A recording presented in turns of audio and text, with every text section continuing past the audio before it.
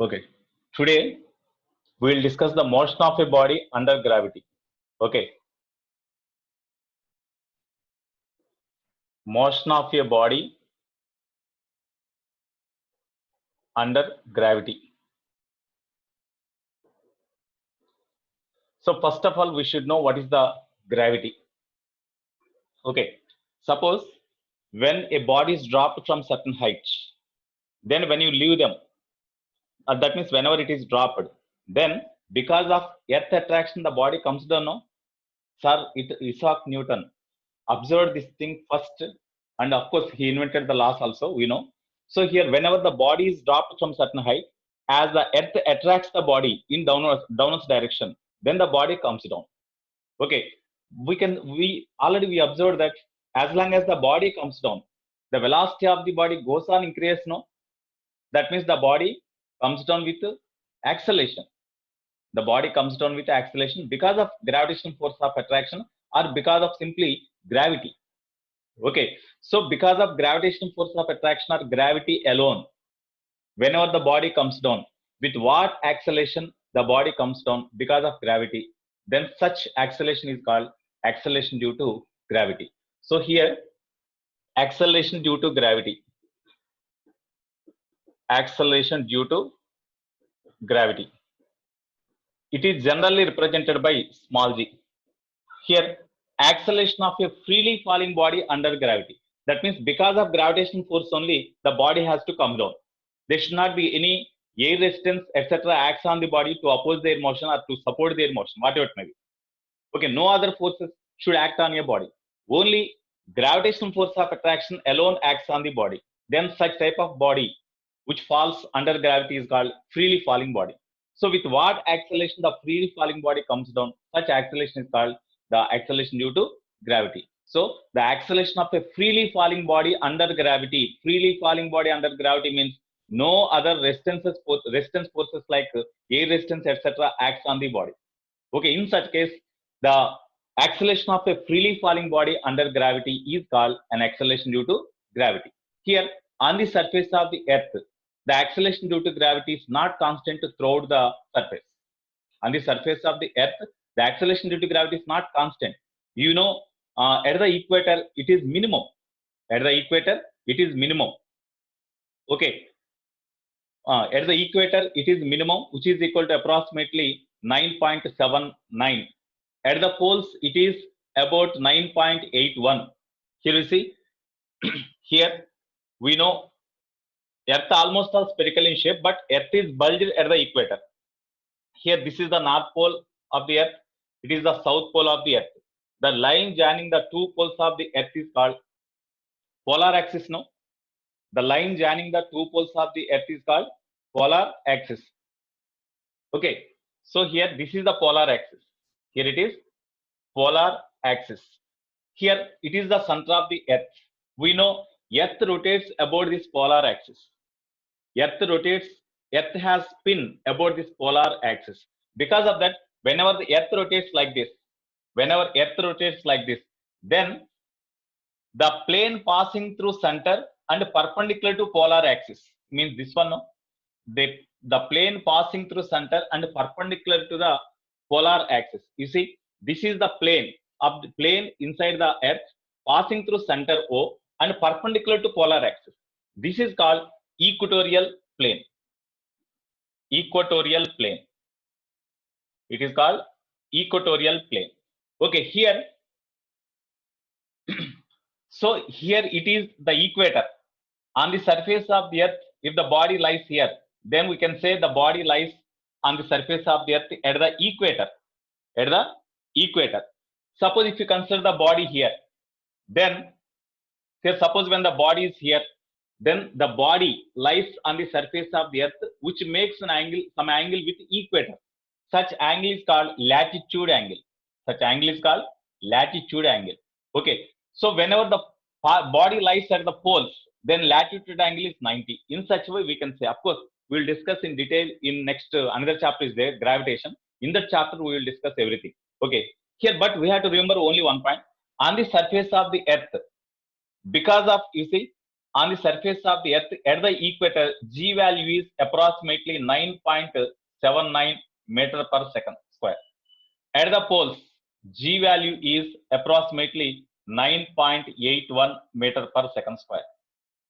Here, generally, the average of the values, these values, the average of these G values is taken as the acceleration due to gravity on the surface of the earth.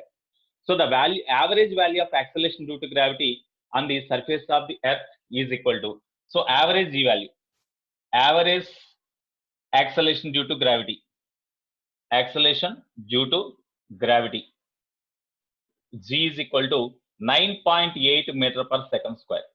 But of course, here if the value is not mentioned, then we can take 9.8 meter per second square. If value is given particularly 10 meter per second square, then we have to use the 10 meter per second square only. For most of the problems, because of simple calculations, we will take G is equal to 10 meter per second square. Okay, 10 meter per second square. Right. Here, this is the acceleration due to gravity. But for most of the problems, to crack the problems very easily, to solve the problems very easily, we will take G is equal to 10 meter per second square. But exactly 9.8. Here the average value is 9.8 meter per second square. Okay.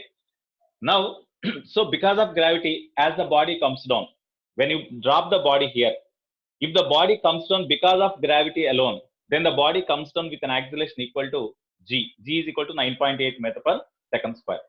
Okay, now under gravity, when the body falls, what is the velocity acquired by the body before it reaches the ground? What is the time taken, etc. We are going to derive the formulas for this. Okay, here based on this concept, even in mains and advanced also they ask the problems. So it is important to point for objective also. Okay, now, so we have to discuss the motion of a body along vertical direction. Motion of a body along vertical direction. In up to last class, we discussed the motion of a body along horizontal direction. Now, motion of a body along vertical direction. Motion of a body along vertical direction under gravity. Vertical direction under gravity. Under gravity means whenever gravitational force acts. Okay. So, in this, there are two cases. One is when the body is thrown vertically upwards, that is one case. When the body is dropped freely under gravity, that is another case. Okay. So, first one, freely falling body. Freely falling body. Suppose here, from the surface of the earth, the body is dropped from certain height. From the surface of the earth, suppose the body is dropped from a height, say h. Initially, the body is at a height small h. When it is dropped, at the instant whenever it is dropped, it has no velocity in our hand. That's why initial velocity is equal to 0. Suppose if you throw the body like this in downwards direction with certain velocity, then we have to write that initial velocity. But here it is dropped freely. That's why initial velocity is 0. As long as the body comes down, its acceleration a is equal to, as it comes down because of gravity. In case of a freely falling body, the acceleration is equal to g plus z or minus z. As long as the body comes down, its velocity goes on increase. That's why plus g we have to write. Plus g we have to write. Okay, here to reach the ground, what is the distance to be traveled along vertical direction? To reach the ground, the distance to be traveled is equal to s is equal to h, before reaches the ground, what is the velocity acquired? So here v is equal to question mark. We have to find. Okay, now what is the time taken by the body to reach the ground? That is called time of descent. So what is the time of descent? Time of descent, say TD, that is equal to question mark. Okay, first, what is the velocity acquired?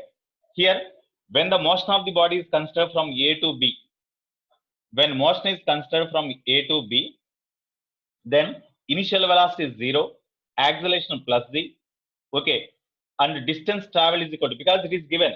So before it reaches the ground, along vertical direction, what is the distance travel means? That is equal to h. Distance or displacement both are same. Now, what is the velocity acquired before reaches the ground? So v is equal to question mark. Okay. So what is the relation among these? What is the relation among these 4? So v square minus e square is equal to 2as, no? So from v square minus e square is equal to 2as. 2as. Okay, you substitute the data. V square minus u means 0 is equal to 2 into a means plus z only into s means h. Therefore, v is equal to root 2gh, no? So this is the velocity acquired by the body before it reaches the ground. Velocity acquired by the body before it reaches the ground. Okay, next, what about the time taken? Here, same data, time taken we have to find. Time taken is equal to time of descent, which is how much? So, you know s value, u value, a value, t we have to find. That's why from s is equal to ut plus half h square. S is equal to ut plus half h square. S means h. S means h. Because initially the body is coming down and the displacement also in the same direction only. That's why plus h only. U means 0 because it is dropped freely. Okay, time taken, which is equal to time of descent td plus half a means plus z only into time of descent square. Okay, here this becomes 0 now. Therefore, h is equal to g by 2 into td square, or td square is equal to 2h by z, or td is equal to root 2h by z. It is the formula for time of descent, or time taken by the freely falling body to reach the ground. It is the time taken by the body to reach the ground. Okay, now these are the two formulas we can write for this. So where we can apply. So what are the applications of this one? Just these are the important formulas. Immediately, whenever the body is dropped, then to travel a distance h in downwards direction, what is the time taken? Means simply we can write root 2h by z. When a body is dropped freely, then to travel a distance y in vertically downwards direction, what is the time taken? Means root 2y by g. In that way, we have to write. Okay, now some applications we have to discuss here. Where we apply this one. Okay, note points we will discuss. Some note points. First one. In case of a freely falling body, what is the ratio among the distances traveled by a freely falling body? What is the ratio among the distances traveled by a freely falling body in 1 second, 2 seconds, 3 seconds, and so on seconds? That means here we see the ratio among distances traveled by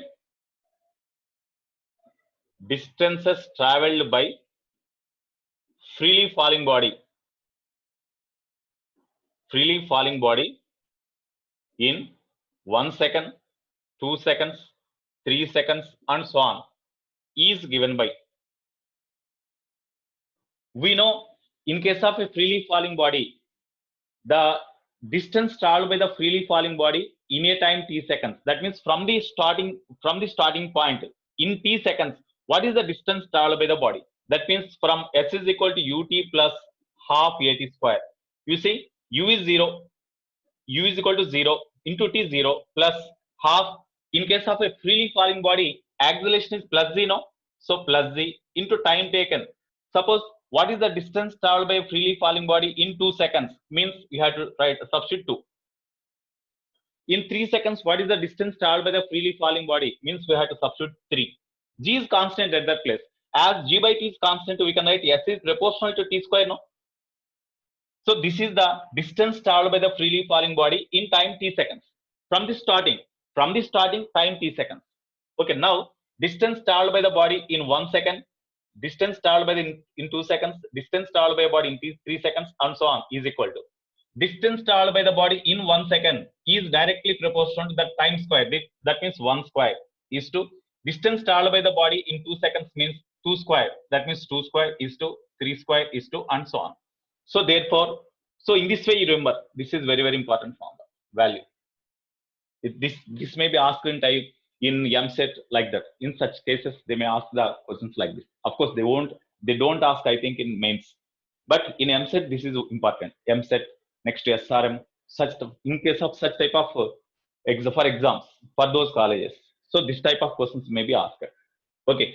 Next, second one, ratio among the distances traveled by a freely falling body in first second, second second, third second, fourth second, and so on means the duration of time interval is only 1 second. But in first second, what is the distance traveled?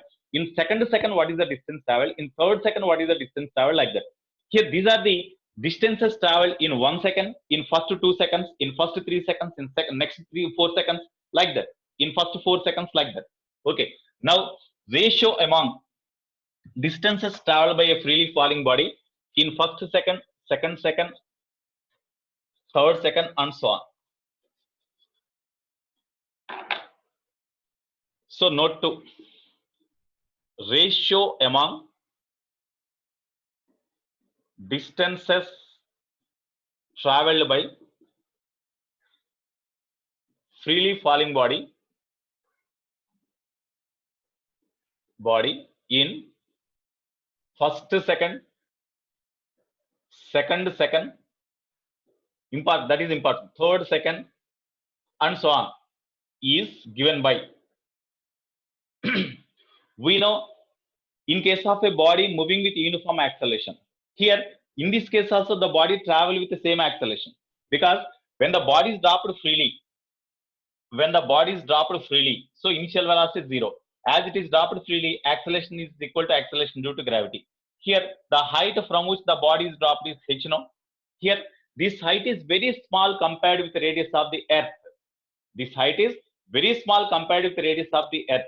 In such case, as this h is very small, h is by far less than radius of the earth.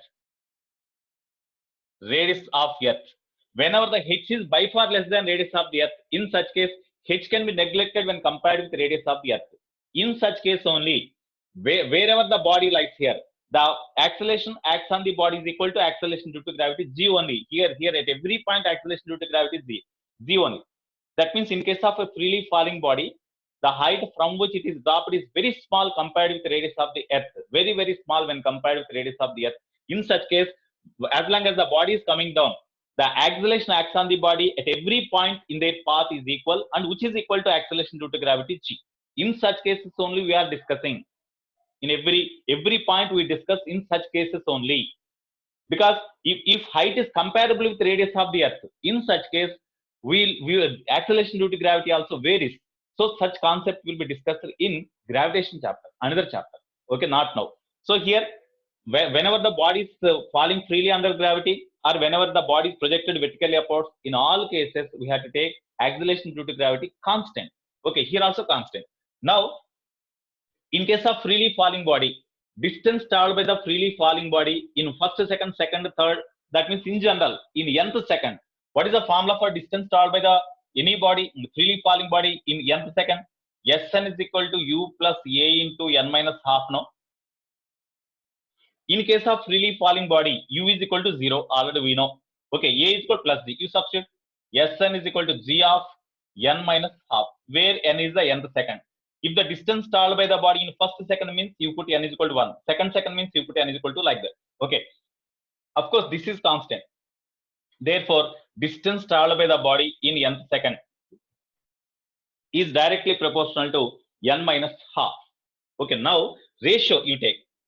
S1 is to, S2 is to, S3 is to, and so on is equal to. First, S1 means distance traveled by the body in first second means you put n is equal to 1.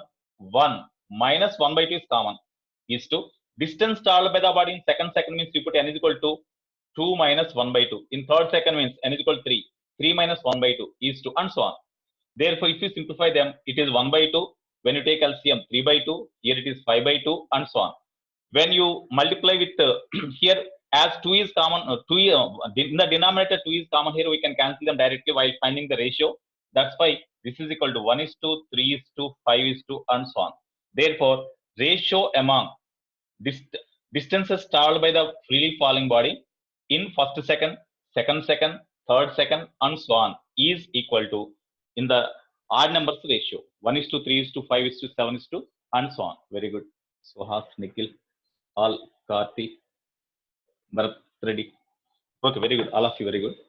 Right. Next, these are the some note points. Next,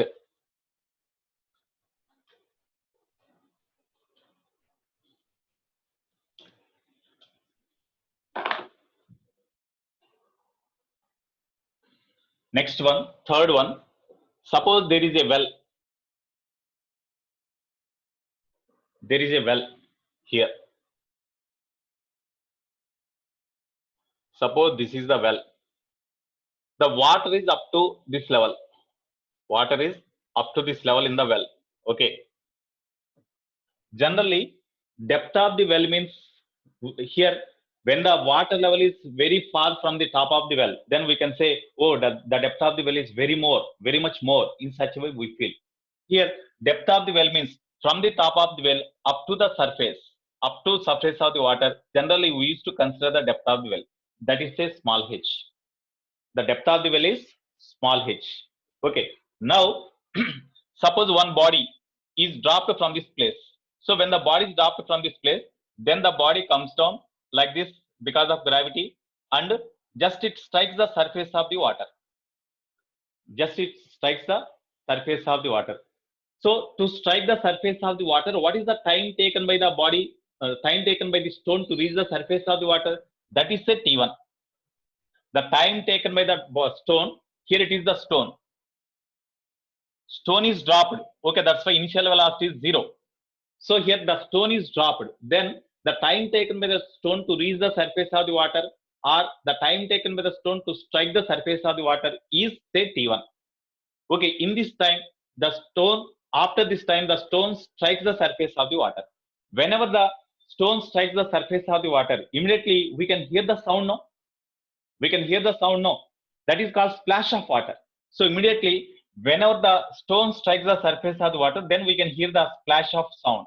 Splash of sound. That means here sound is produced. Okay, immediately whenever the sound is produced, that sound travel in upward direction like this. Observer is here. Observer means we ourselves. Observer is here. Here, whenever the sound is produced here, at the instant whenever the stone strikes the surface of the water, immediately sound is produced.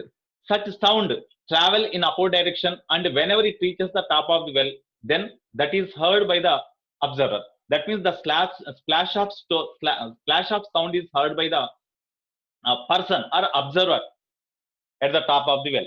So time taken by the sound to travel from this position to top of the well, or from surface of the water to the top of the well, that is say T2. Then after stone is dropped, after stone is dropped,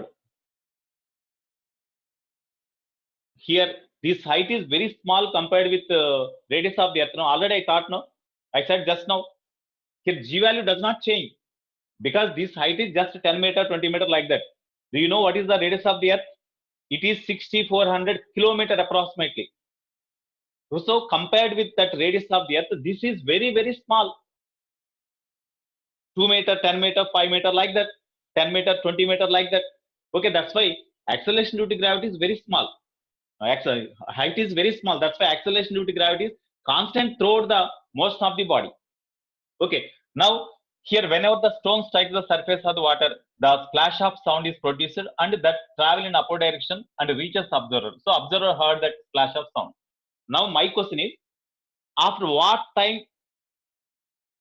it is the nature of water? It is here we are not measuring the time taken by the stone to travel inside the water, etc. Now we are just discussing what is the time taken by the stone to reach the surface of the water. Then at the surface, the splash of sound is produced, and what is the time taken by the sound wave to travel from surface of the water to the observer.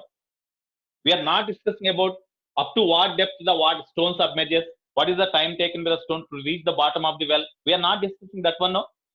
So we need not bother about the what is the type of liquid. Is it water or any other liquid like that? We need not bother. We are not discussing the motion of the stone inside the water.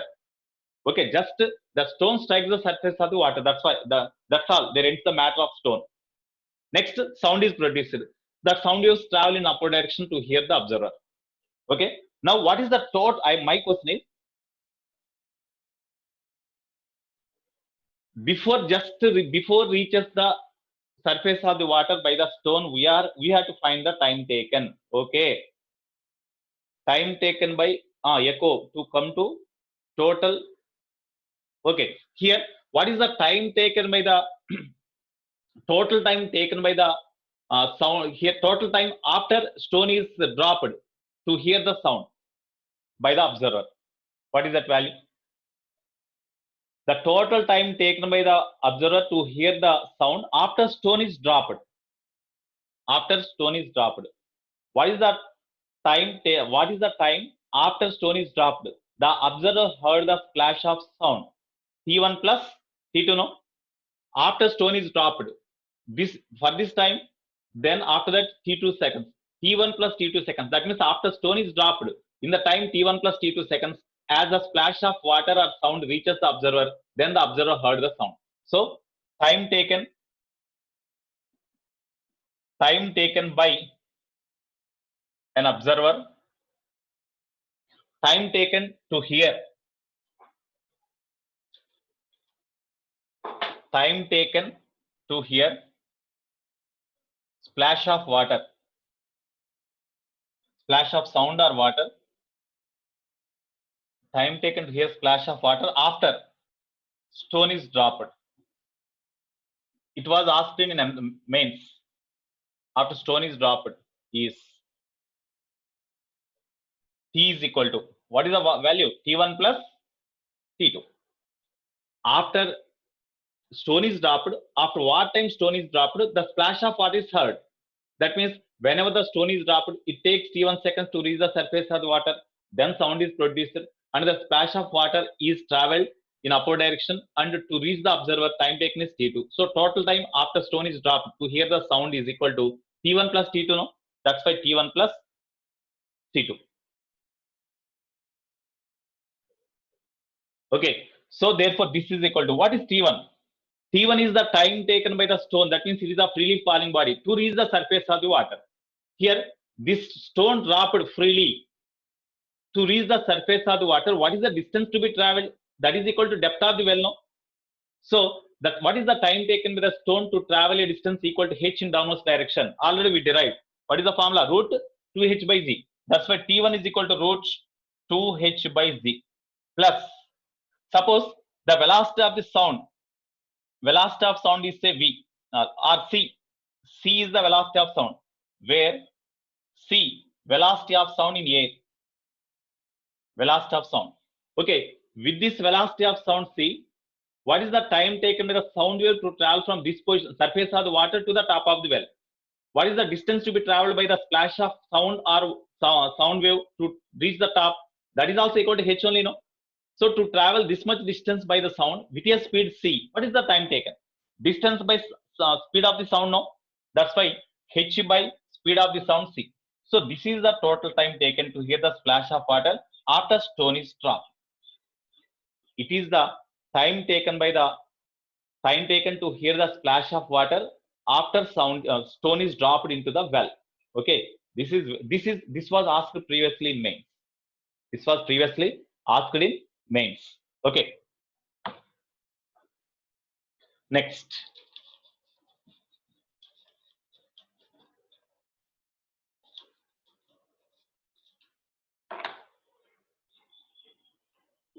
Fourth one.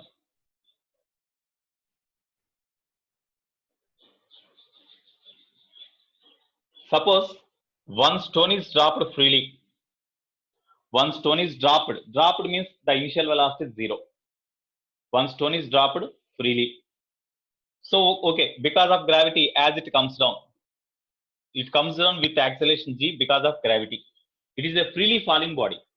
When the stone is dropped from certain height, then because of gravity, the stone comes down with an acceleration equal to z. Okay, now here to travel 1 meter distance, the time taken is at t1. To travel next 1 meter distance, the time taken is t2. To travel next 1 meter distance, the time taken is say t3, and so on. So what is the ratio among the, listen the problem. See the problem. Here one stone is dropped freely, that's why initial velocity is 0. Because of gravity, as it comes down with an acceleration g, what is the time taken by the body to travel 1 meter distance in downwards direction due to gravity? What is the time taken by the body to travel next 1 meter, and so on? That means we have to find the ratio among all these times. So what is the ratio among the times taken by the freely falling body to travel first 1 meter distance, next 1 meter distance, next 1 meter distance, and so on is acceleration. Somebody 1 minute. Acceleration. Tushar. Acceleration due to gravity does not act on sound wave. Yeah.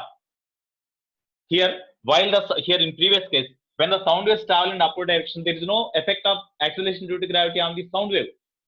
Okay, that's why it travel with constant velocity only. The sound wave travel in upward direction with a constant velocity only. Okay, right. Here, in case of a freely falling body, time taken by the freely falling body to travel first 1 meter distance is T1, next 1 meter is T2, next 1 meter is T3. Then what is the ratio among these times? That is the question they asked. Okay, so we had to find ratio among distances traveled.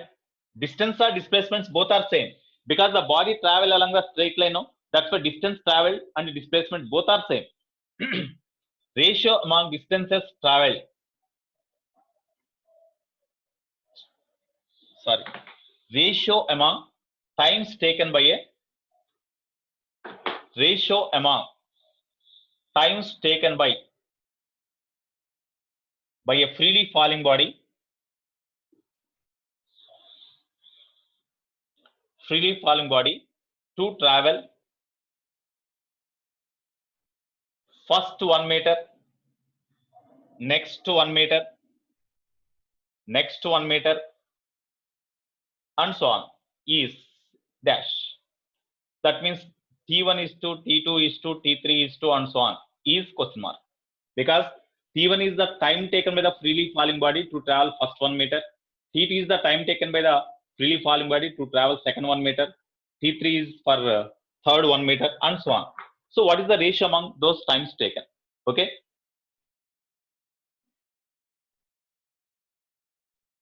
right. Now we have to obtain the relation for them.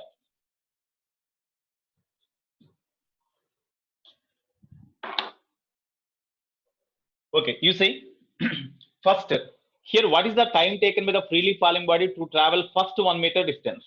Here, from the starting, after t seconds, what is the distance traveled? Means we are having formula s is equal to ut plus half at square. No, in this formula, s is the distance traveled by the freely falling body or any body in a time t seconds. First, here in a time t seconds from the starting motion, from the start. In a time t seconds, the distance traveled by the body's general formula is this one. Here, the distance traveled, we have to find u is equal to 0, no? 0 plus half a means plus z into t square. Here it is plus z only, no? Therefore, from this, time taken is equal to root 2s by z. S means here in general, the distance traveled is okay. Yes, you take. Then 2s by z. It is the time taken, already we derived. It is the time taken by the freely falling body to travel a distance s from the start, from which it is dropped. Okay, now in first case, T1 is equal to, tell me, T1 is equal to, what is the time taken by the freely falling body to travel first 1 meter distance? Means instead of s, you substitute 1. Therefore, root 2 into s means 1 meter by g. That is equal to root 2 by z. Okay. Next, time taken by the freely falling body to travel next 1 meter distance. We are not having formulas. We are not having direct formula to obtain the freely fall time taken by the freely falling body to travel the next 1 meter distance or next 1 meter distance like that. That's why here you find the time taken by the freely falling body to travel first 2 meter distance. Listen carefully. You obtain the time taken by the freely falling body to travel first 2 meter distance. From that, you subtract the time taken by the freely falling body to travel first 1 meter distance.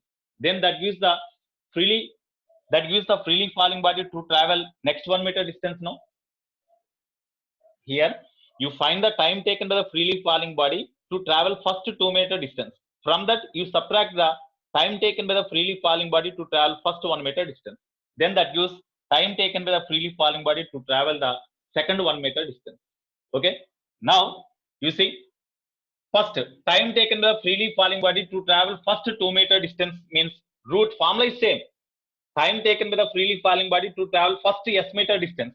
Here first 2 meter. That's why 2 into s means that is equal to 2 meter 2 by z.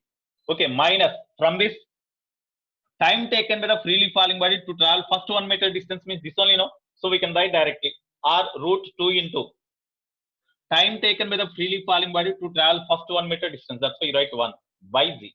So this is equal to here you see it can be written as root 2 into root 2 by z. We can write minus root 2 by z. Okay, then we can take root 2 by z common. No? You take root 2 by z common, then root 2 minus 1. Root 2 minus 1. Okay, next similarly, time taken by the freely falling body to travel third 1 meter distance. Time taken by the freely falling body to travel third 1 meter distance means you find time taken by the freely falling body to travel first 3 meter distance. From that you subtract time taken by the freely falling body to travel first 2 meter distance. Then you will get time taken to travel third 1 meter distance. Okay, that's why time taken by the freely falling body to travel third 1 meter is equal to time taken by the freely falling body to travel first 3 meter distance means instead of s you write 3. 2 into 3 by z minus time taken by the freely falling body to travel first 2 meter distance. For first 2 meter distance already we obtained here now. We can substitute this one directly. So root 2 by z into root 2 minus 1. Okay. Now in both the terms you take root 2 by z common. In both the terms when you take root 2 by z common, here it is not the, it is the only time taken by the freely falling body to travel second 1 meter distance, no, not total 2 meter distance. So time taken by the freely falling body to travel first 2 meter means instead of s you write 2. That's why 2 by z into s means 2 meter. Now in this both the terms we can take root 2 by z common, no? Then remaining is root 3 minus root 2. Okay. Now you take the ratio. Okay. Therefore, T1 is to, T2 is to, T3 is to, and so on is equal to ratio among them. You see here, you write T1 means this one, root 2 by z is to, T2 means root 2 by z of root 2 minus 1 is to, next here, T3 means root 2 by z of root 3 minus root 2 is to, and so on. Then as root 2 by z is common in all terms, we cancel them. Therefore, T1 is to, T2 is to, T3 is to, and so on is equal to root 2 by z is common, so we can cancel them. Remaining is 1 is to, here when you take root 2 by z, when you cancel root 2 by z, 1 will be remainder, no? So 1 is to, here it is cancelled. Then remaining is root 2 minus 1 is to, here root 3 minus root 2 is to, and so on. What is the next term you will get from this sequence? What is the next term you will get? You tell me. What is the next term you will get? Yes. Here you see, we can write like this also. Here 1 can be written as root 1 minus 0 is to. Here of course root 0. Then in root terms you increase by 1 for every other ratio, other part. Okay. Here root 1. Next you write root 2. As here root 0 is there, root 1 you write. Next for this 1 you increase. Then in root term you increase 1. So it becomes root 3 minus root 2. What is the next term in this way you will get? Tell me. Root 4 is to root 3. Root 5 is to root 4. Like that you will get. Okay. And so on. So this is the ratio. Okay. It is also previously asked point. Very, very important. Okay. Next.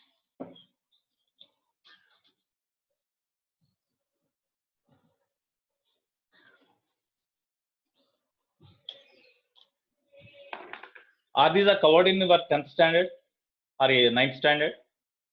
Are these points are covered in our 9th standard or 10th standard? Not covered. Okay. Stop chatting. Okay, we will discuss. Right.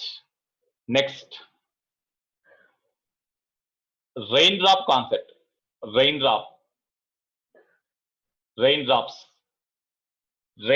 concept. It is also previously asked point only. It is also very, very important. Okay. Right. Here, from the top of the building or from the roof of the building during rainy season, now and then we see that here, whenever the rain during rainy season, now and then we can see that the raindrops falling one after the other from the roof of the building like that. Okay, here the raindrops are falling one after the other from the roof of the building. So here, suppose that is the roof. It is a roof. Okay, here it is the ground. Here, raindrops are falling at successive intervals of time. The raindrops are falling at successive intervals of time. Okay, now here the first question, we will write the question first here.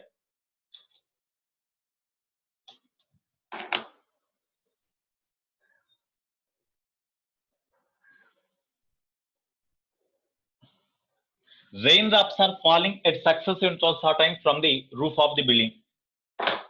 Raindrops are falling. Raindrops are falling at successive intervals of time or at regular intervals of time. At successive intervals of time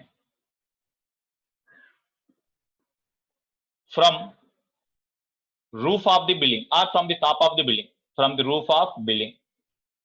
In such case, okay, in such case, you see here, suppose this is the roof. It is the roof. Raindrops are falling from the top of the building or roof of the building at successive intervals of time. That means time interval between any two raindrops, the time interval between any two raindrops while falling, that is say. Okay, suppose it is given that at the instant whenever the first drop reaches the ground, the fifth drop is ready to leave the roof. Here,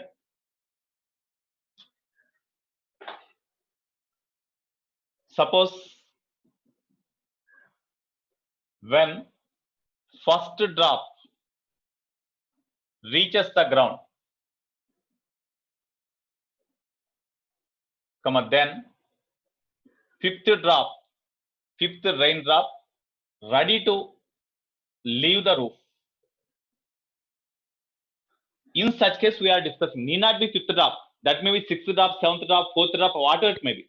Okay, now you see here, this is the roof. Raindrops are falling from this roof. Here, this is the ground. Okay, at the instant whenever, definitely when we consider the situation here, definitely first drop first comes down. So at the moment whenever the first drop reaches the ground, fifth drop ready to leave the roof, it is the fifth drop. Okay, how many drops are there in middle between these two drops? Second drop, third drop, fourth drops are there, no? Suppose second drop is here. It is the second drop. Third drop is here. Suppose this is the fourth drop, say.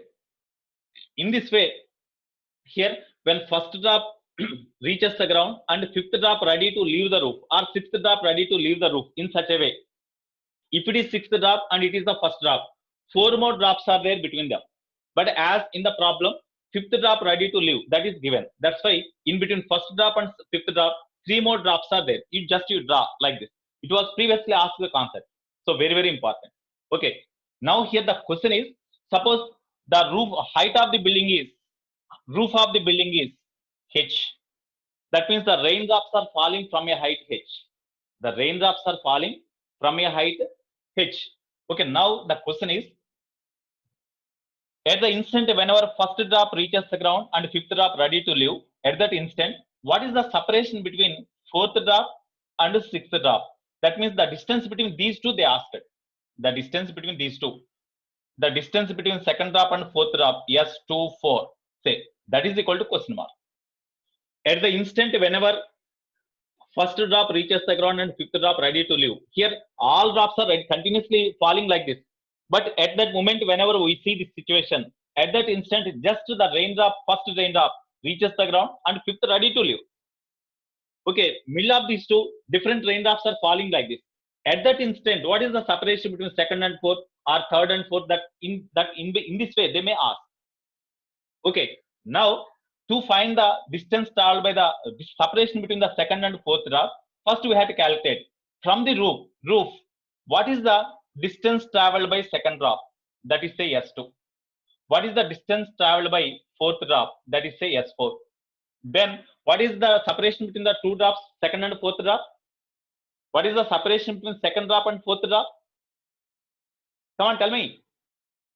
What is the separation here? Distance traveled here, whenever the second drop is here, distance traveled by the second drop from the roof is equal to S2 and fourth drop is S4. Then what is the separation between second drop and fourth drop? Means S2 minus S4. Very good. S2 minus S4. Okay, stop chatting. S2 minus S4. But that means our aim is we have to find S2 and S4. Then we can have the answer. Okay. So we have to find S2 and S4. We had to find S2 and S4. Okay. Now, first of all, from which height the raindrops are falling? From a height H, or the height of the building is H, or the roof of the building is at a height H. Then what is the time taken by this first drop to reach the ground from the roof of the building? Because height of the roof is equal to H. That means first raindrop falls from a height H and reaches the ground. No? So what is the time taken by the first drop to reach the ground from the roof of the building? First raindrop, that is the freely falling body. So to reach the ground, it has to travel a distance equal to H. So what is the total time taken by the first drop to reach the ground? First drop to reach the ground, T1 is equal to root 2H by G. Already I said no. In case of a freely falling body, time taken by the freely falling body to travel a distance H is in downwards direction is equal to root 2H by 0. That's why root 2 into height from which first raindrop falls, means that is equal to height of the building, H by G. It is the time taken by the first raindrop to reach the ground. So first we have to find this one. As the raindrops are falling in successive intervals of time, that is given. As the raindrops are falling in successive intervals of time, that is very, very important. That means time interval between these two is same. Whatever the time interval between these two raindrops, here also time interval is same, here also time interval is same, here also time interval is same. How many time intervals are there between first drop and fifth drop? This is one time interval, one time interval, one time interval, one time interval. That means 4 time intervals are there. 4 time intervals are there. You divide this total time T1 into 4 equal parts. Then it becomes T1 by 4. It is T1 by 4. It is T1 by 4. Okay. It is T1 by 4. It is the time interval. It is the time interval. It is the time interval. It is the time interval. Okay. So here, first in this problem, first we have to find what is the time taken by the first drop to reach the ground. That is first point. Next, how many intervals are there? 4 intervals are there. You divide this total time taken by the first drop to reach the ground. You divide into 4 equal intervals of time. Then T1 by 4, T1 by 4, T1 by 4, this one. That means time interval between these two raindrops is T1 by 4. These two T1 by 4. These two. That means the time interval between the successive time intervals. Raindrops are falling at a successive time intervals, intervals of time from the roof of the building. That means here the time intervals between any two successive drops remains the same according to the problem. Okay. Now, what is the total time taken by the second drop to reach this point? What is the total time taken by the second drop to reach this point? This time interval plus this time interval plus this time interval will be added now. So 3T1 by 4 now. 3T1 by 4. That's why in this time, what is the distance traveled by the second drop? Therefore, S2 is equal to general formula is UT plus half H square only. Okay. General formula is UT plus half H square only. U0 plus half. A means G into T means what is the total time taken by the second drop to reach this point? That is equal to 3 intervals are there. That's why 3T1 by 4. 3 into T1 by 4 whole square, because square is there, no? Square. This is equal to 9 by, it is 16. 16 to 32. 32Z into T1 square. That is equal to 9 by 32 into Z into T1 means this one. Square means 2H by Z. So here GZ cancel 2 16s are. Therefore, 9H by 16. This is the distance traveled by second drop at the instant whenever first drop reaches the ground. Similarly, what is the distance traveled by the fourth drop? S4 is equal to. So what is the time for which fourth drop travel at the instant when first drop reaches the ground? Only not height by 4, because in the problem somebody asked a question here, here the raindrops falls at regular intervals of time. Not raindrops are not at regular distances. Okay, here for fourth drop to reach this point, time taken by the fourth drop to travel up to this one is equal to T1 by 4. That's why in T1 by 4, what is the distance traveled by fourth drop? So again, same formula, 0 plus half G into, here time is T1 by 4. So T1 by 4, square is there, square. This is equal to G by 2 into T1 square by 4, sorry, 16. Okay, therefore G by 32 into T1 square means 2H by Z. Okay, 2 16s are. Therefore, this is equal to GG cancel. So H by 16. H by 16. Therefore, separation between second drop and fourth drop, S24 is equal to S2 minus S4. S24 is equal to, S2 means 9H by 16. S4 means H by 16. When you simplify them, when you take LCM, then you will get, when you simplify them, what you will get? 8H by 16 means H by 2, no? H by 2. Therefore, separation between second drop and fourth drop is equal to H by 2. Suppose they ask the separation between third and fourth drop. So distance traveled by the third drop is equal to, S3 is equal to UT plus half H square. What is the time taken by the third drop to come here? 2 time intervals are there. This time interval plus this time interval. That is the total time taken by the third drop to reach this point. That's why 2 into T1 T by 4 or T1 by 4 we can write. Okay. So in this way we have to do. I think this is clear. Okay. Now that they may be asked in another way also.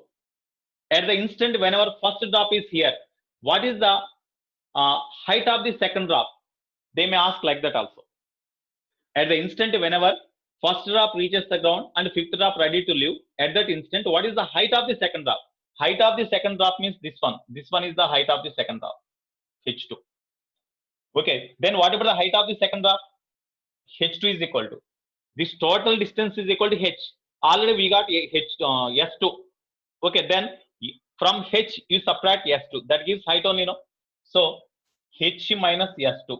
H minus S2 means, what is the S2 value? 9H by 16. 9H by 16. Therefore, height H2, height of the second drop from the ground is equal to, when you take LCM, you will get 7H by 16. No? That means at the instant whenever, the question may be asked like this also. At the instant whenever first drop reaches the ground and fifth drop ready to leave, at that instant, what is the height of the second drop? Height is always measured from the surface of the earth. Height is always measured from the surface of the earth. Okay, so this is the height. So 7H by 16 is the answer. In this way we have to do. Okay, I think you understood this one. Okay, are you all followed this one? Okay, thank you. Right, next one.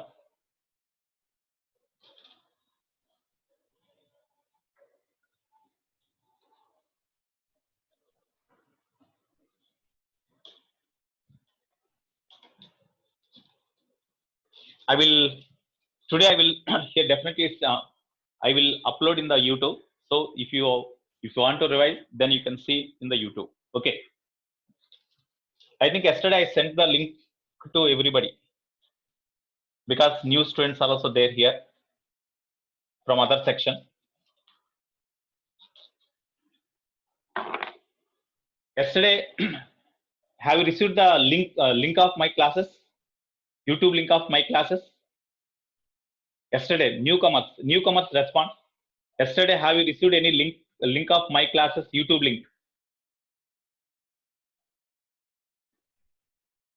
Come on, newcomers, you respond immediately.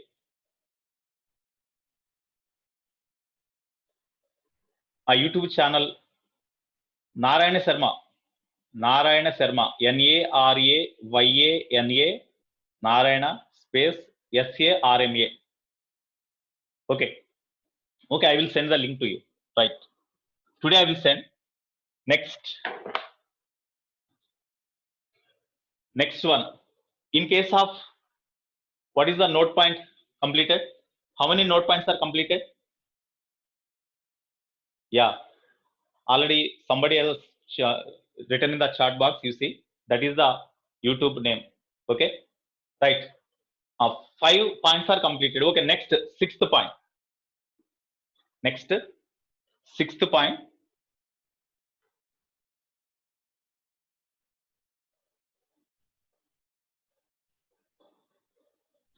Here previously, one question they asked. Here already, in previously we discussed one point. The ratio among the times taken by the freely falling body to travel first 1 meter, next 1 meter, next 1 meter, like that. No, the ratio is we got root 1 minus root 0 is to root 2 minus root 1, root 3 minus root 2, like that we got. No, the same question may be asked in another way also.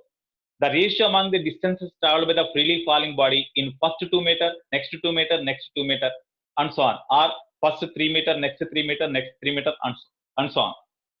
Or in general, ratio among the distances traveled by ratio among the times taken by the freely falling body to travel every after equal distances. That may be 1 meter, 1 meter, 1 meter, 2 meter, 2 meter, 2 meter, 3 meter, 3 meter, 3 meter, like that. Whatever the equal distances, that is same. Root 1 minus root 0 is to root 2 minus root 1 is to root 3 minus root 2 is to, and so on. That is the result is same. Okay. Next.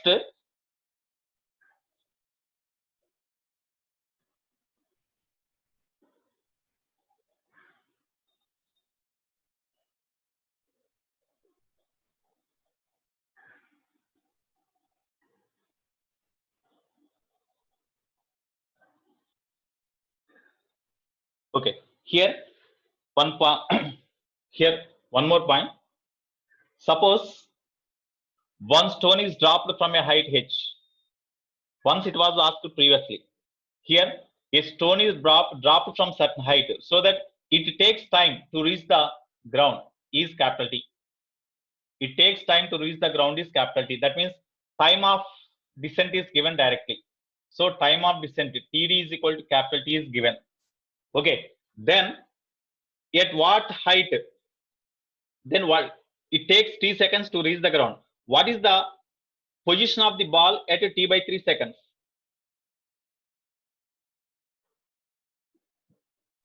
Position of ball. Here one ball. Here ball is dropped from certain height. Here the height is not given. A ball is dropped from certain height. Then time taken by this ball to reach the ground, because it is also a freely falling body. Time taken by the ball to reach the ground is equal to capital T. Time taken by the ball to reach the ground is equal to capital T. Then position of ball after t by 3 second, t by 3 time is dash. That is the question they asked in previous mails. Okay. So here you see in t seconds, if it reaches means definitely in t by 3 seconds it reaches this only, no, up to this only. Okay. So position they asked. Position means in t by 3 seconds, what is the distance traveled? First we have to find this distance. We have to find. Okay. So here, suppose the total height from which the body is dropped is small h, that is given. The total height from which the body is dropped is given. Time taken by that body to reach the ground is given. Okay, now position of the ball after t by 3 seconds is dash. Suppose in t by 3 seconds, in t is equal to t by 3 seconds, the body travel a distance equal to say y. Y is equal to question mark. Through what distance the body travel? First of all, you see, time taken by the body to reach the ground is equal to, we can write root 2h by z, no? Because the body is dropped from a height h. That's why root 2h by z is the time of descent. That is equal to t given. Okay, this is equation 1.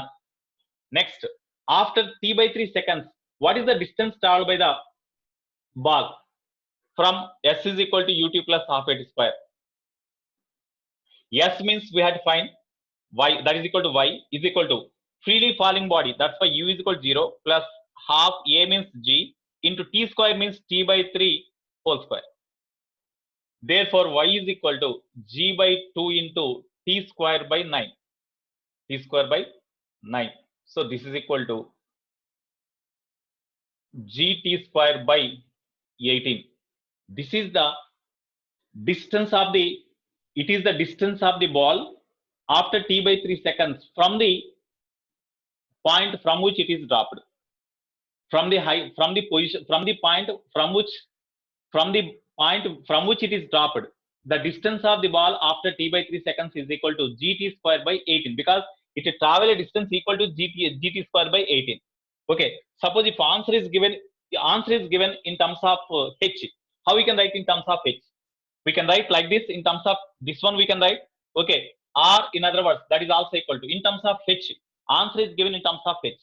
So g by 18 into t square means, from this you see t square means 2h by z only, no, because square root of 2h by z whole square, root will be cancelled, then 2h by z. Okay, therefore gz cancel, that is equal to h by 9, no. So it is the distance traveled by the body from the point from which the ball is dropped. So what is the height of the ball after it is dropped, after t by 3 seconds after it is dropped? That means this is the height. What is that height, they may ask? Height h dash. H dash is equal to, how we can write? H dash is equal to, from this total height, the distance traveled by the ball in t by 3 seconds we have to subtract. That means h minus y. That is equal to h minus y means h by 9. That is equal to 8h by 9, no, when you take LCM. Therefore, the height of the ball from the ground after t by 3 seconds it is dropped is equal to 8h by 9. Suppose if you want to obtain in terms of capital T only. So from this, what about the h value? T is equal to root 2h by g. Then you square on both sides. T square is equal to, so here t square is equal to 2h by z, no, implies h is equal to gt square by 2, no. So instead of h, you substitute gt square by 2. Therefore, 8 by 9 into h means gt square by 2. In terms of capital T, we can write like this. Of course, 2 4s are, we can cancel. In terms of t, if they ask, sometimes you are not given this h value. Sometimes you are not given h value. We imagine just we are given only capital T. Then what is the height at which the body lies after t by 3 seconds? Means here 4. Of course, this will be cancelled. 2 4s are. Therefore, h dash is equal to, we can write 8h by 9. If h is given, we can write answer like this. If capital T is given, then 4 by 9 into gt square. It is the height at which the body lies. In this way, we have to do. Okay. Next.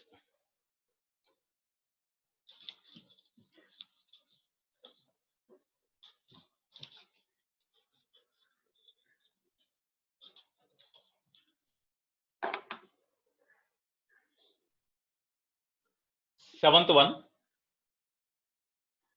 In case of a freely falling body, suppose the body is dropped from certain height h, from certain height, so that initial velocity is 0. Initial velocity is 0. When, as long as the body comes down, acceleration is equal to plus g. As long as the body falls freely under gravity, whatever their velocity, is the velocity increase or decrease? When the body falls freely under gravity, what about the velocity of the body? Increase or decrease? Increase. So here the velocity of the body goes on increase. Whenever it comes down through a distance, whenever it comes down through certain distance, say s, its velocity becomes, say, v. Then the height of the body after travel a distance equal to s, or after a time t seconds, after a time t seconds, its velocity becomes p. At that time, the height of the body from the ground, it is the ground. The height of the body from the ground means h only, no? Okay. Then if you draw the graph between velocity and height, what is the nature of the graph you will get? If you draw the graph between v and t, what is the nature of the graph you will get? So these points they asked in advance. So that is important. Okay. First of all, you write Here initial velocity is 0, acceleration plus z. After time t seconds, if the velocity acquired is say v, what is the relation among these four? From v is equal to u plus at, no? So v means v only, we had to find u 0 plus a means plus z into time t. So v is equal to g into t. How the velocity varies with time? Straight line. Very good, straight line. Okay. When t is equal to 0, velocity is also equal to 0. When t is equal to 0, velocity is also equal to 0, of course, at the beginning. Okay. Now, while drawing the graph, you see, while drawing the graph between v and t, the direction of velocity is also important. Here, velocity is in downwards direction. You see, here, while the body is coming down, velocity is in downwards direction. That means along negative y direction, no? Velocity is along negative y direction. That means velocity along negative y direction increases. Negative y direction increases. As long as the body comes down, what is the direction of this constant acceleration g? Whenever the body comes down, what is the constant acceleration g value? G. In which direction g value g lies? Downwards. So that is also downwards. That's why while drawing the graph, in which direction the velocity is there, in which direction acceleration is there, we have to keep in our mind, and then only we have to draw the graph. So velocity is along negative y direction, that's why you write minus v. Acceleration due to gravity is also along negative y direction, that's why you write minus z into t. Minus z means it is not the deceleration. Just to draw the graph, as the acceleration is in downwards direction, we have drawn like this. Okay, minus v means velocity is in negative direction. Minus z means acceleration is in negative direction. Okay, now you draw. You see, at first, at t is equal to 0, velocity is 0, no? Here, next, here, as long as time lapses, velocity increases in negative direction. No doubt between v and t, you will get a straight line. V and t is a straight line. Okay, as velocity is in negative direction, we have to draw the velocity, increase in velocity must be in negative direction. That means velocity must be negative value because it increases in negative direction. And the slope is minus z. Minus z means slope is negative. That means no doubt in between v and t, you will get a straight line having negative slope, but velocity must be increased in negative direction. That means you will get like this, no? You see? Before it reaches the ground, it acquires the maximum velocity, but in negative direction. So here it acquires the maximum velocity. What is that maximum velocity? Suppose the height from which it is dropped, is say h0. Then what before it reaches the ground, what is the maximum velocity acquired? Root 2gh, no? Already we derived. At the beginning only we derived.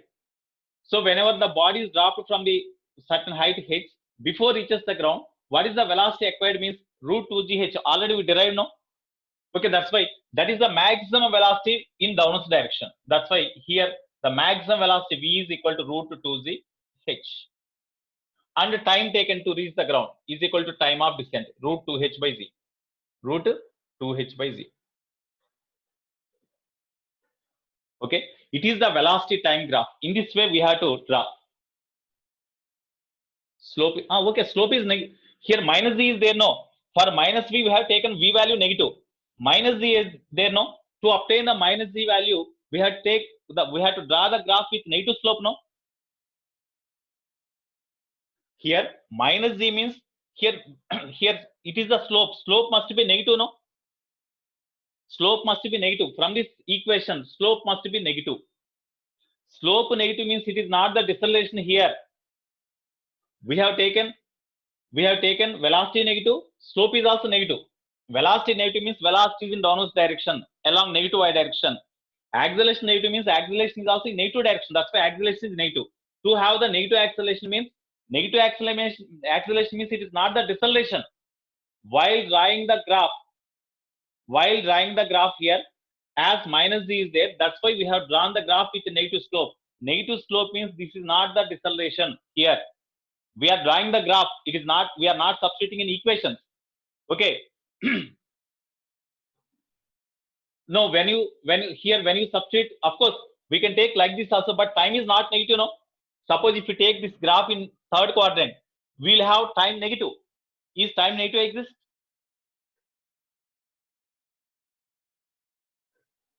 Green Ninja does not exist. No negative time. That's why we have taken in fourth quadrant only. Okay.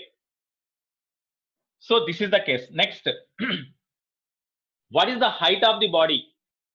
How velocity varies with the height?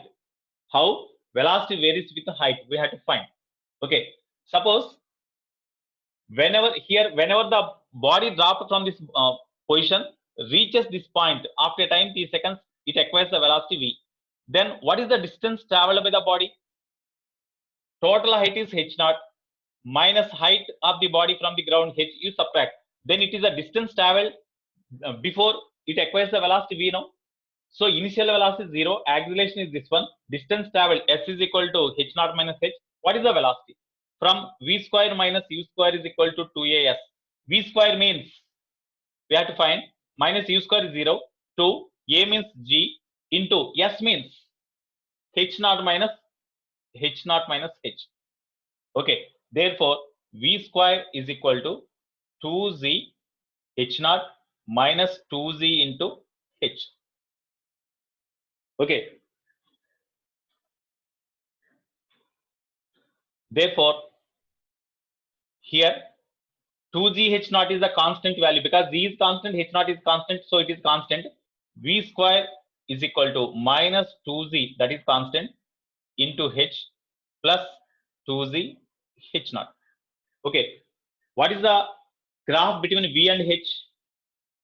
V must be along negative direction, but even if v you take negative, of course here we can write, because v is in negative direction, no? That's why minus v you take whole square is equal to minus okay, minus 2 into g negative minus z, okay, into h plus 2z h naught. Therefore minus v square is equal to here you will get 2z h only, no, plus 2z h naught. Okay, now what is the nature of the graph? Tell me. Between h, of course here also you will get v square only. Even you substitute the negative value, because velocity is in negative direction, you will get positive only. Okay, so if you draw the graph, you take v along y-axis and h along height along x-axis. Okay, then what about the nature of the graph between them? V value negative, so definitely the v value lies here. Initially when h is equal to maximum, when the body is here, then h is maximum. Okay, at that time v value is 0, no? When h is maximum, h is equal to h naught. At that time v value is 0. Whenever the height decreases, then along negative direction velocity value gradually decreases. Velocity value gradually increases along negative direction. That's why we have to draw like this. No doubt in between v and h we will get a parabola. But whenever the height decreases, because as long as the body comes down, this h value decreases, no? Whenever it comes down, okay, h value decreases, because the distance traveled increases. That's why height decreases. That's why whenever height decreases, the velocity gradually increases, but in a parabolic fashion. Okay, but velocity must be along negative direction. You see, like this, no? Whenever height decreases, here whenever height decreases along negative direction, velocity increases. So what is the maximum value of velocity? Root 2z into h naught. It is the maximum velocity along negative direction. So this is the graph we can draw between v and h. Okay, what is the graph between v and t? Already we drawn, no? Okay, here these are the different graphs. Okay, next one problem we do.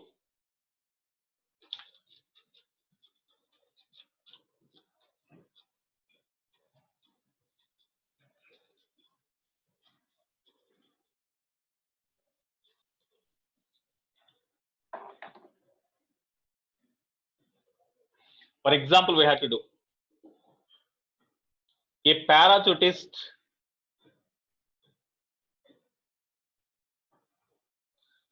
after bails out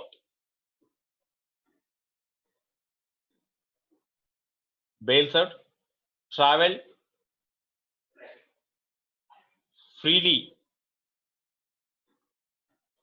under gravity through 50-meter distance, and then parachute is open, because whenever with parachute, whenever you whenever you come down or bails out from the flight, then immediately parachute will not open. No, parachute will not open. Okay, at that time the parachute behaves like a freely falling body along with us. That's why it falls freely under gravity up to the 50-meter distance. Then parachute opened. Parachute is open, and parachute comes down. Whenever it is open, parachute comes down with deceleration. Parachute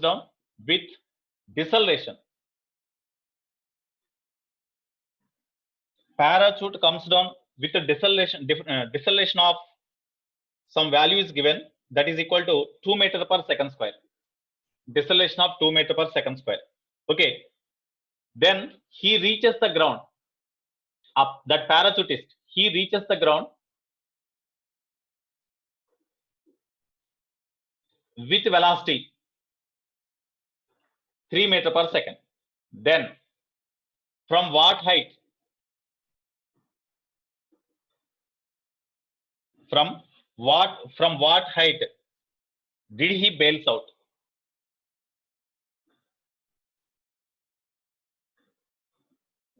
This is the question.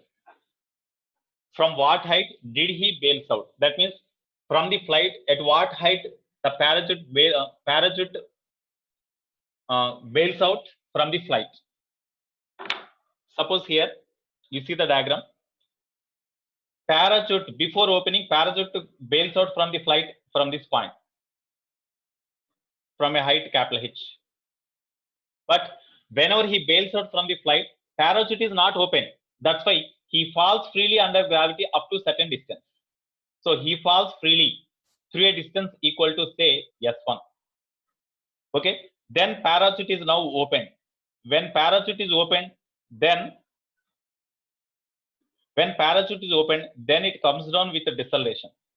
A is equal to deceleration, as it is given, minus deceleration 2 meter per second square means minus 2 meter per second square.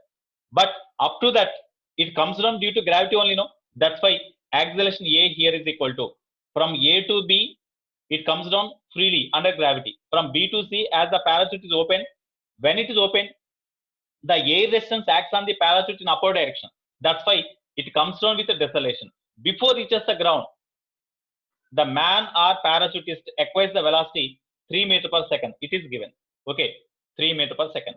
Then at what height he bails out from the parachute, with the parachute? That is the question. Okay. Now here, already this S1 is given. This S1 is equal to 50 meter. That is given. So this distance is equal to 50 meter. So we have to find this distance, S2. That is equal to question mark. Okay.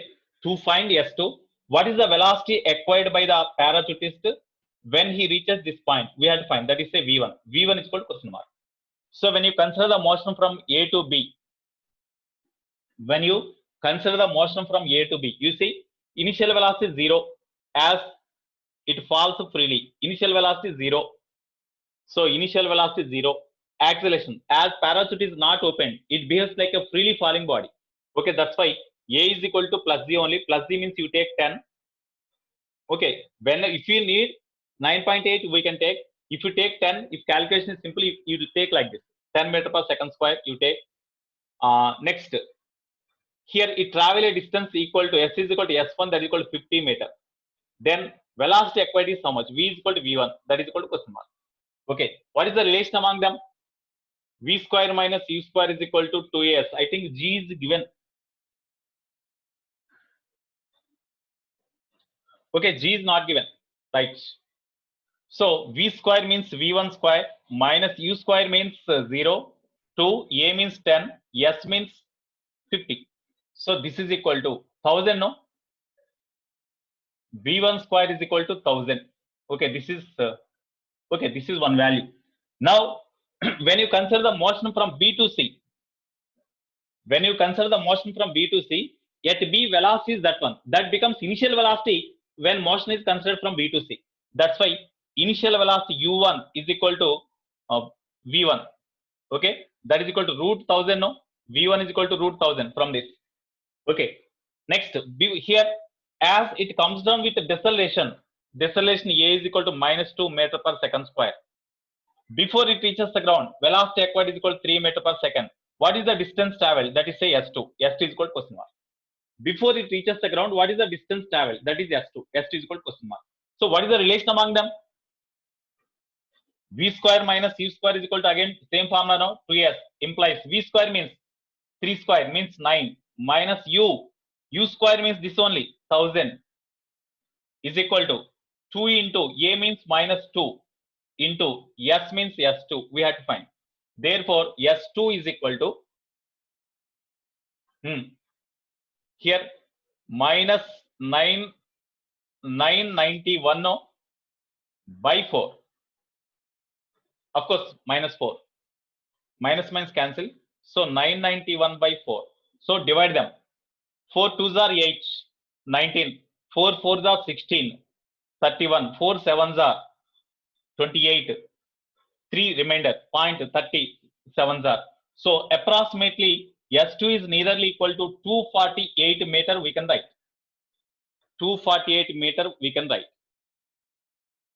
Approximately. Okay. Therefore, at what height the parachutist bailed out from the flight? That means total height at which he bailed out. H is equal to S1 plus S2. This is S1 plus this is S2. S1 means 50 plus S2 means 248 approximately. Therefore, H is equal to 298 meter. So it is the height at which he bails out. That is the question they asked. Okay, 298 meter. So in the options, what is the nearer value you see? In the options, 293 is given. The remaining options are 240, 270, 210, like that options are there. So 293 option is given. So 293 means 298 we got. As we have taken Z value 10. If you take 9.8, you will get definitely that 293 value. Okay. So this is the problem. I will erase.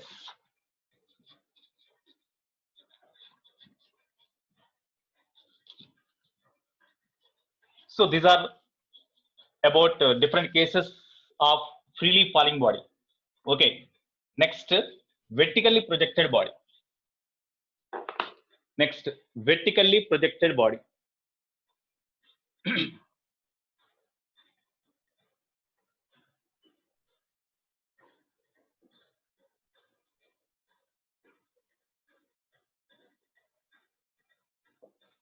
Vertically projected body. Suppose a body is thrown vertically upwards. Suppose here one body is thrown from the ground. One body is thrown vertically upwards with certain velocity. U. Whenever the body is moving upward direction like this, the earth pulls the body downwards direction. Earth pulls the body in downwards direction, whereas the body moving upwards. That means gravitational force of attraction acts on the body in downwards direction, whereas the body is moving upwards. That's why its velocity goes on decrease. No, its velocity goes on decrease. Due to that, the acceleration acts on the body is minus z. Okay, so in this case, a is equal to minus z. We have to take. Okay, here as long as the velocity goes on decrease, after reaches certain height h, its velocity becomes say 0. Then it is the highest point or maximum height. Okay, now, so maximum height reached by the body, we have to find maximum height reached by the body. To find the maximum height, you see, initial velocity is equal to u, acceleration minus z. Whenever it reaches the highest point or maximum height, final velocity becomes zero, no? Then only it is called maximum highest point, or distance travel is equal to maximum height. So distance travel, S is equal to capital H. That is equal to question mark. What is the relation among them? V square minus U square is equal to 2as. No. V square means 0 minus U square. 2. A means minus Z. S means H. Here minus minus cancel. Therefore, H is equal to U square by 2Z. No. H is equal to U square by 2Z. It is the maximum height reached by the vertically projected body. It is the maximum height reached by the vertically projected body. Okay, next, in case of vertically projected body, to reach the maximum height, whatever the time taken by the body, that is called time of ascent. So second one, time of ascent. Time of ascent and time of descent. Time of ascent, comma, time of descent and time of flight. Time of flight. Okay, here time of ascent means time taken by the vertically projected body to reach the highest point is called time of ascent. So u is equal to 0, u, final velocity is equal to 0, acceleration is equal to minus z, time taken is equal to time of descent. At A, suppose this is A, it is B, at B.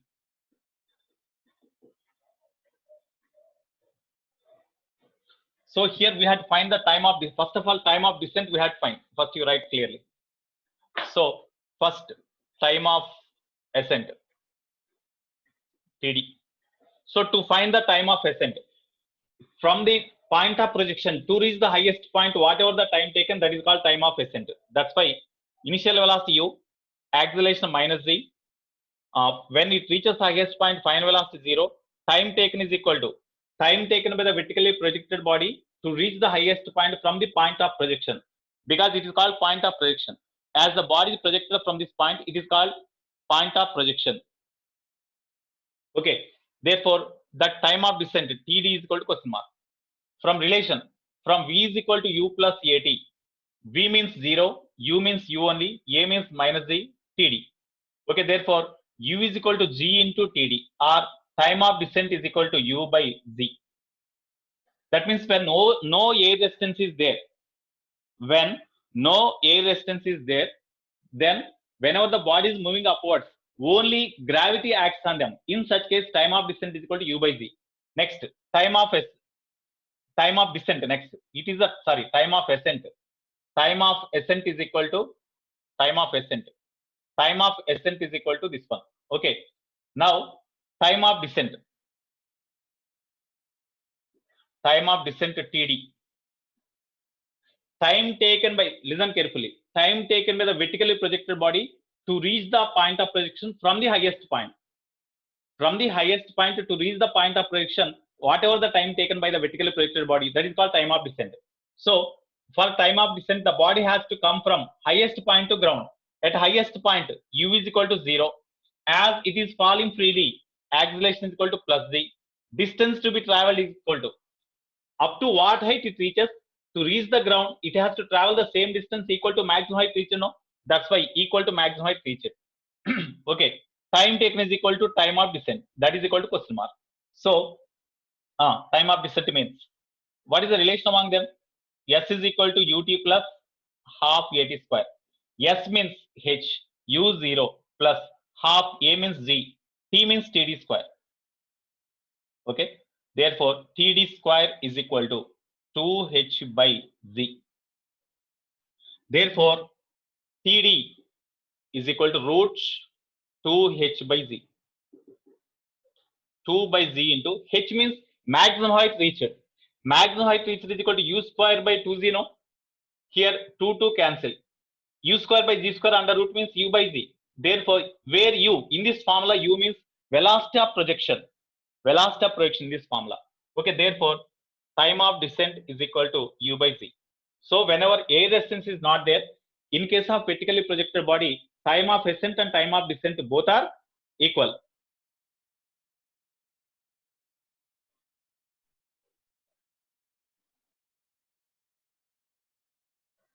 Yeah, we can use.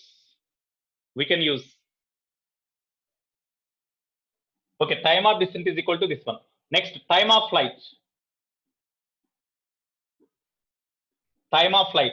That means total time taken by the body, vertically projected body, to reach the point of projection again. Time taken by the vertically projected body to reach the point of projection again is called time of flight. Or before reaches the point of projection again, the body remains in space, no? The body remains in space only, no? The time taken by the vertically projected body to remains in space, that is also called as the time of flight. Okay, here that means time of ascent plus time of descent is the time of flight. So time of flight is equal to time of ascent plus time of descent. That is equal to u by z plus u by z. Of course, 2u by z. It is one way.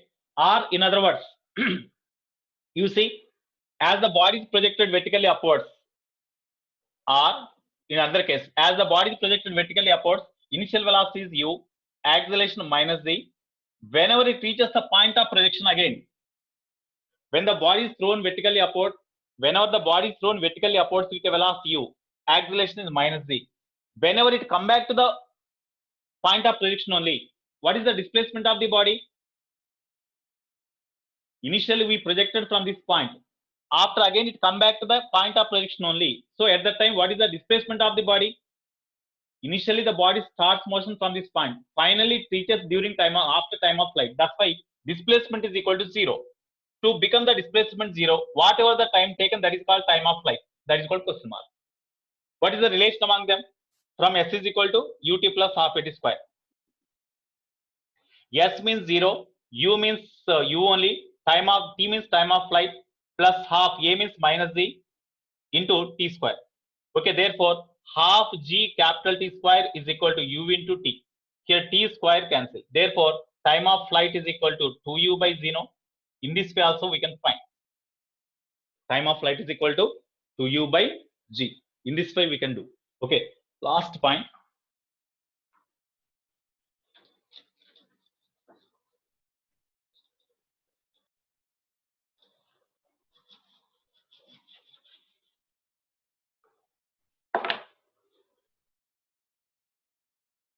Okay, last 3 minutes. Right. Next one. Velocity at any instant. Velocity at any instant.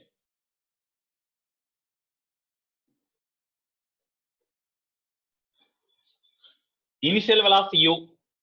Suppose at this point the velocity say v. It reaches the here whenever it reaches this point, the time taken is say t. Then initial velocity is u, acceleration minus z, time taken is t. What is the velocity? So from v is equal to u plus at. V is equal to u means u only plus a means minus z into time t. So this is the velocity at any instant of time when the body is projected vertically upwards after a time t seconds. Now for this, how we can draw the graph? For this, how we can draw the graph? V and t. Here, when the body is thrown vertically upwards, its direction of motion is upwards, means along positive y direction only, along positive y direction only. But as long as the body goes upwards, velocity gradually decreases.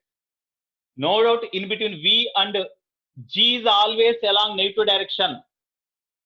G is always along negative direction. Okay, V must be along positive direction. That's why here in between V and T, if you draw the graph, G is always negative direction. That's why we will get acceleration negative, means velocity time graph slope must be negative. That is first point. And velocity must be along positive direction. If you draw the graph between velocity and time, what is the nature of the graph? Straight line, because there are two variables v and t. Both are having powers 1. That's why straight line. Here when t is equal to 0, velocity is maximum. That point lies here. Okay, then when v is equal to 0, that means at the maximum height, velocity is 0, no? When v is equal to 0, then t is equal to u by z. That point may lie here. U by z, t is equal to. This is called time of ascent, of course. Okay. Then you will get a straight line passing through these 2 points like this. Here, after reaching the highest point, again it comes down now. That's why you will get the graph like this. So here, whenever the body travels from this point to this point, you will get the straight line like this. From highest point, when it comes down, the straight line you will get like this. Okay. Here, this is the straight line between V and T. This is the graph between V and T. Once in mains, they asked the same question. Okay. With this topic, I will conclude the class today. Okay. I will send totally, I upload these concepts and I will send some problems to you for assignment. You do them. Okay. If you are not getting the problems, I will, in next class, I will explain. Okay, Nana. Have a nice day. Take care. Okay. I'm signing out.